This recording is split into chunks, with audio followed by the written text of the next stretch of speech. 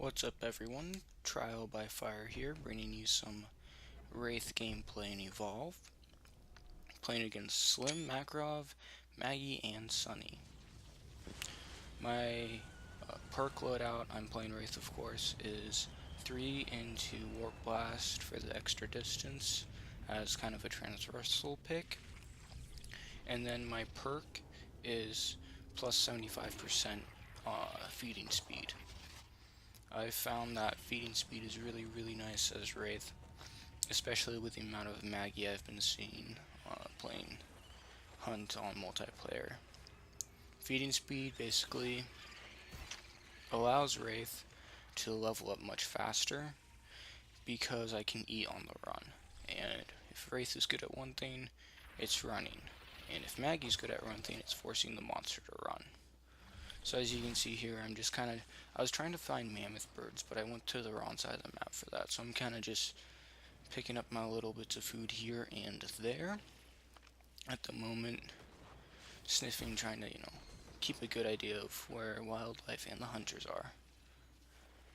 So, yeah, I have some thoughts on the new Wasteland Maggie, even though I'm not playing against her this game, is she's super annoying. I think I've said that before, but I still find it really annoying. Of course, as I said, I'm playing against Slim, Maggie, Sunny, and Makarov. I'll throw in a couple tips for the hunters I played against this match. Not necessarily because they did a bad job, but they definitely probably could have eaten a lot more of my health bar if they wanted to. As you can see me there, I can sometimes... One thing really important to listen to as a monster when you're playing against a Maggie is you can actually hear Daisy growl. You can hear her go, "Arr!" And that will alert you to their presence, and it gives you the idea of, oh, I need to run a little bit more because their Maggie knows where I am and is probably right behind me ready to throw a dome on me. So you'll see me sniff right after a couple of houses. You probably won't be able to hear it too well. I'm still messing with my audio settings, trying to find the best settings for microphone volume to game volume. Alright, so I just finished eating and I can already evolve into stage 2. It took about, I'd say, 2 minutes and 30 seconds, approximately. Could check the game time if I really wanted to, but yep, barely missed a dome right there. I think she thought her harpoon would hold me in, but it didn't, so that was nice. I get away pretty nice and clean right there, and then just go straight up for the evolve as soon as I can after that. Now it does take me, I'd say, another minute or so till I end up evolving to stage 2, just because that reaver slowed me down, and I don't really want to evolve close to them. There's no reason to, especially with a Sunny, because Sunny's mini nuke launcher deals so much damage. So this is a little fun right there. I saw their trapper was over there, then Assault and Sunny were right there. I'm like, you know what, I might as well just hide right next to this cliff and not get attacked and fight them, because there's no reason for me to, and I wasn't really in danger of getting domed. So that's why I kind of snuck around the corner, and then they didn't see me, and it takes them a little bit longer till they can find me, and that gives me a chance to go run away and evolve. So going into stage 2 now, I'm going with 1 into abduct, 1 into decoy. Actually, I went 2 into abduct this time. I thought I went into supernova, but that must have been a more recent game. So yeah, 2 into decoy, 1 into abduct. I think I end up maxing out abduct again in this game. I do like the 3 abduct, 3 warp blast.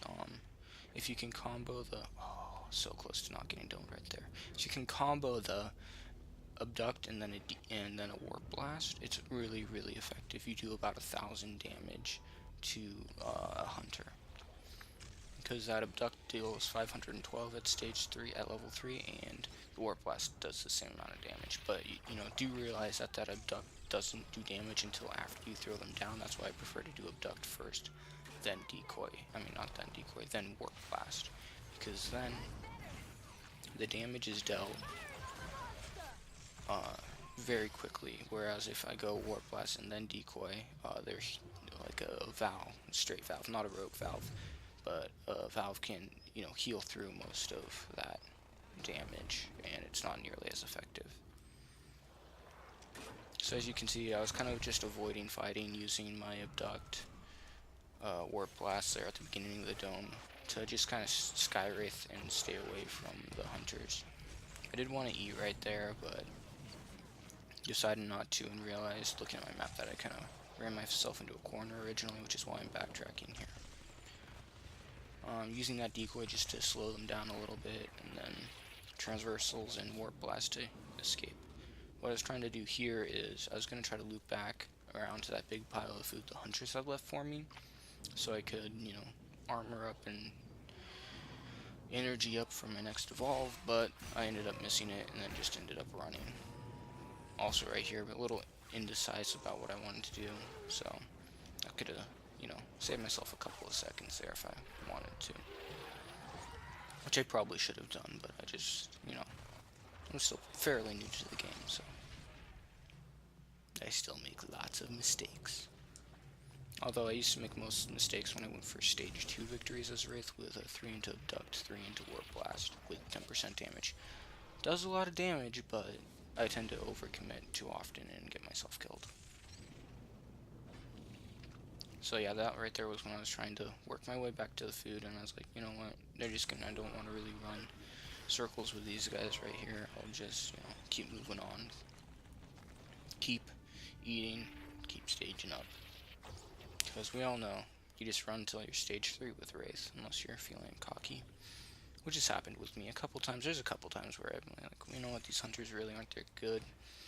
Normally when I end up taking stage 2 victories, it's because either their assault is bad or their medic is bad. It's obvious, you know, I can take stage 2 victories if their medic is bad because they're not healing, and then I'm able to do a lot more of that sustained damage.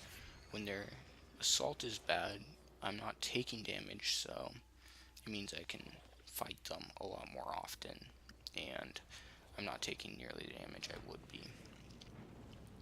Because let's face it, you're really squishy as Wraith, and if there's not a great assault, you're probably going to do really, really well. And then again, you see me sneaking right next to the cliffs, kind of keeping a small profile, trying to keep eyes away from that, their assault, but that didn't work out great. And again, you see me using that sniff kind of defensively, trying to work my way around them. A little side note, there, I think I just missed another dome again right there. The poor trapper missed 2 domes. Another side note to make is, the medic in this game was not very good. He's playing Slim, and he was way too stuck on his his stink bomb gun, rather than his, I'm not sure what it's called because I don't play medic or hunters in general enough, but the gun that recharges his heal burst, he didn't use that nearly enough. If he had, I probably would have been in a lot more trouble, because Slim can just pop heal burst after heal burst after heal burst if he's using that. I've had games when I've been trying to kill their medic and all he does is use that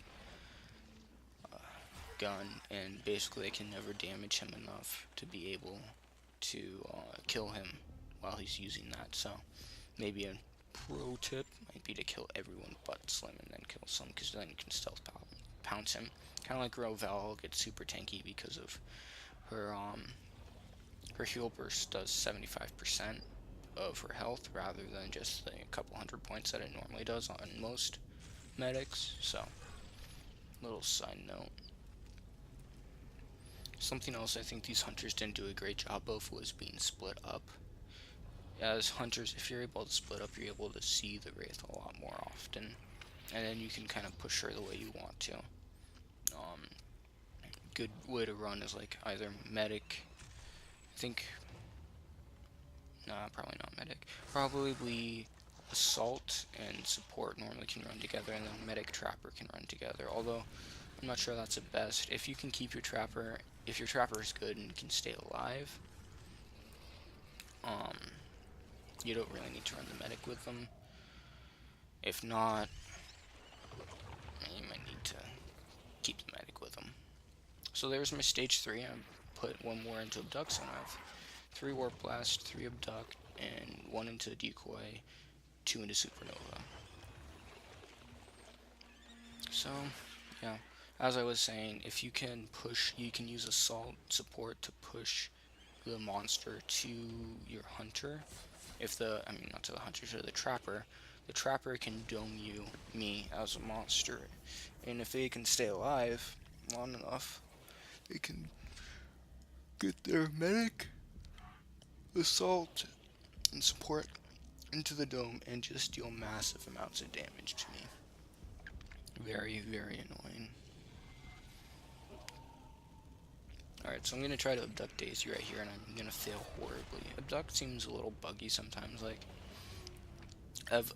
my Wraith has literally gone through, right into and through a medic before. Some guy was streaming in GoBX or something like that. It was a pretty good game we played, but,